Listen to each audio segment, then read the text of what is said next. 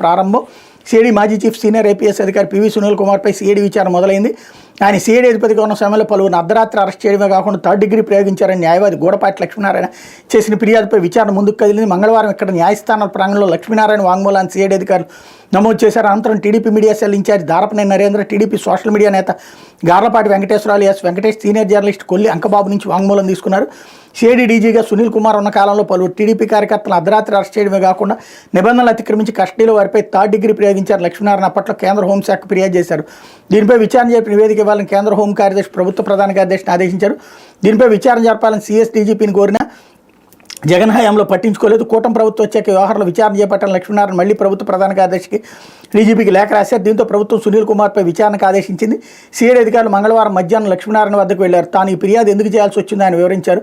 విజయవాడలో senior journalist Kollu అంకబాబును అర్ధరాత్రి arrest చేయడమే కాకుండా కనీసం ఆయన వయసు గౌరవం కూడా ఇవ్వలేదని తెలిపారు. TDP media cell incharge Darapaneni Narendra రాత్రిపూట అరెస్ట్ చేసి సిఐడి కార్యాలయం నుంచి బెదిరించడమే కాకుండా తీవ్రంగా హింసించారని వివరించారు. ధరణికోట వెంకటేష్ను అర్ధరాత్రి ఇంటి గోడలు దూకి అరెస్ట్ చేసి తీసుకురావడమే కాకుండా హింసించారని వివరించారు. ఈ కారణంగా తాను ఫిర్యాదు చేయాల్సి వచ్చిందని లక్ష్మీనారాయణ పేర్కొన్నారు. ఐపీసీ సెక్షన్లతో పాటు రాజ్యాంగ నిబంధనలు ఉల్లంఘించి వ్యక్తిగత స్వేచ్ఛను హరించారని వివరించారు. తాను ఇచ్చిన వాంగ్మూలాన్ని అధికారులు నమోదు చేసుకున్నారని లక్ష్మీనారాయణ మీడియాకు తెలిపారు. ఆ తర్వాత నరేంద్ర వెంకటేష్ను పిలిపించి వారిని అరెస్ట్ చేసిన తీరుని సిఐడి అధికారులు అడిగి తెలుసుకున్నారు. ఆ రోజున అధికారులు ఏ విధంగా వ్యవహరించారనే అంశాన్ని అడిగారు. వారి వాంగ్మూలాన్ని తీసుకుని నాడు అరెస్ట్ చేసేందుకు వచ్చిన వారిని శారీరకంగా హింసించిన వారిని గుర్తుపడతారా అని ప్రశ్నించినట్టు తెలిసింది.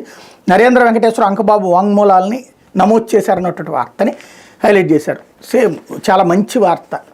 ఒక లాయర్ గారి కంప్లైంట్ ఆధారంగా ఇప్పుడు సిఐడి విచారిస్తుంది. మరి అదే సిఐడి ఇప్పుడు వైఎస్ఆర్ కాంగ్రెస్ పార్టీ వాళ్ళని అరెస్ట్ చేస్తుందిగా, అట్లాగే అర్ధరాత్రులు అరెస్ట్ చేస్తున్నారుగా, అట్లాగే సోషల్ మీడియా వాళ్ళని అరెస్ట్ చేస్తున్నారు కదా.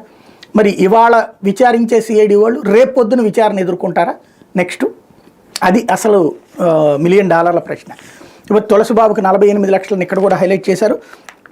రేపు జిల్లా సుదర్శన్ రెడ్డి అరెస్టుపై పోలీసులకు హైకోర్టు నోటీసులు. ప్రాసిక్యూషన్స్ పూర్వ డైరెక్టర్ జిల్లా సుదర్శన్ రెడ్డి అరెస్టు వ్యవహారంలో లక్కిరెడ్డిపల్లి సీఐ కొండారెడ్డి, వీరబల్లి ఎస్ఐ మోహన్లకు హైకోర్టు నోటీసులు జారీ చేసింది. తదుపరి విచారణ ఈ నెల 25వ తేదీకి వాయిదా వేసింది. ఈ మేరకు హైకోర్టు న్యాయమూర్తి జస్టిస్ ఆర్ రఘునందనరావు